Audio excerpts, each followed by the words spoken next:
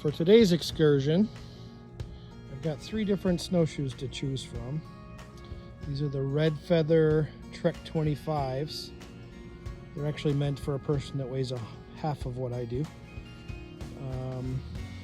The Explorer 930. These came from Runnings. I just got them the other day.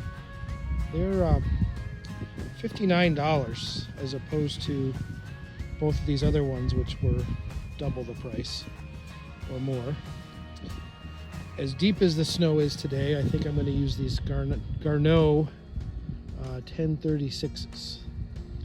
The heavier you are, the longer snowshoe you need, and the snow is very deep. The longer snowshoe keeps you buoyant. They're pretty clunky. They kind of hit each other. I like to not use them whenever I can, but the snow's deep enough, I think I need them. Just starting out on my little hike, you can see pretty familiar territory. This is the slope where we start.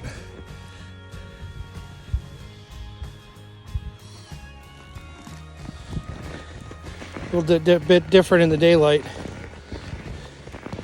When I get a little more time and I'm not actually on call for a whole weekend, maybe I'll branch out and do some other locations, but for the time being, this is quite a view.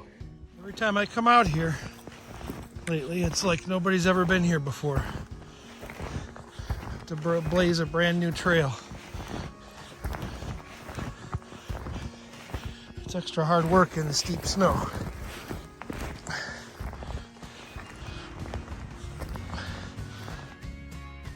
On the ridge trail here, on the old fence line. I just love the view down that valley.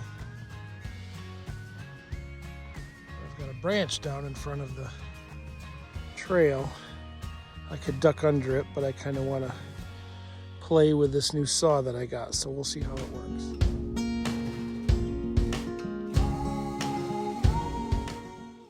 Picked up this little folding saw at Dunham Sports today. Got some pretty aggressive looking teeth. We'll see how it does on this tree limb.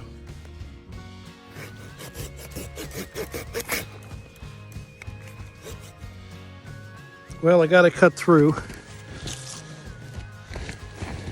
It took quite an effort though. It was hard to get the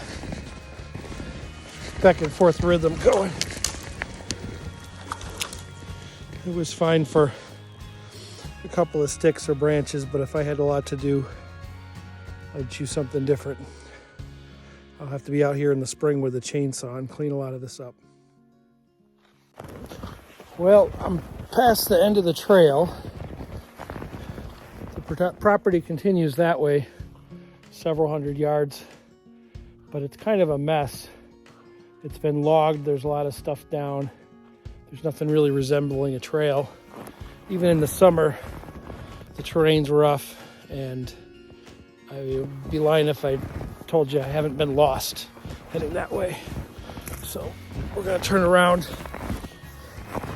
and head back on the trail.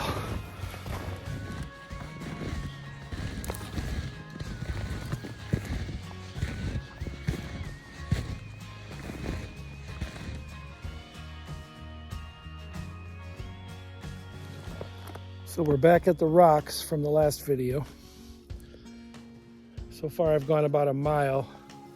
I came up that way in a big loop.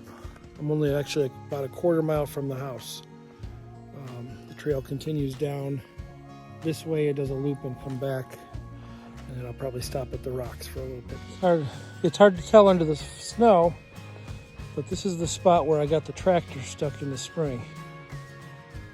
Mud bog right here. I've tried to dig it out and get this spot to drain, but probably have to build some kind of a bridge to make this a passable trail for bikes or tractors.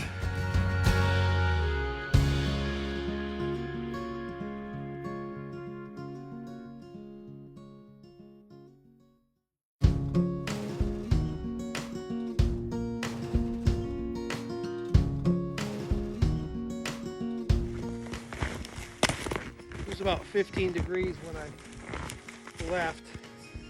Feels considerably colder now. The sun is getting low. Still plenty light, but it'll get dark quick. Just gonna have a little snack here. I like playing with it here. And then go back to the house and go on service calls. So I've got my fuel tank, stove attached to it.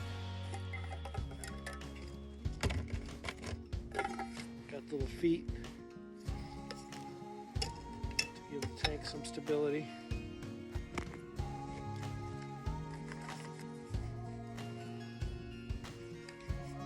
Pretty slick.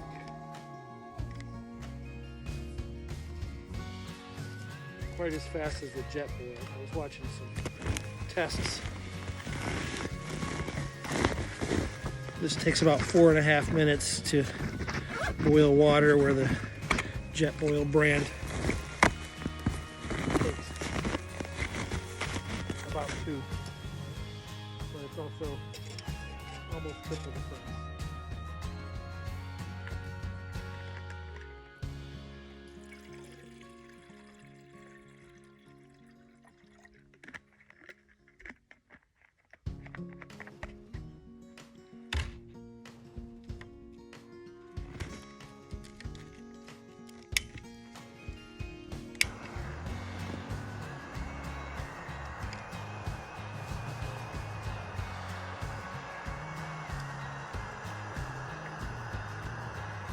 Well, this was a fail.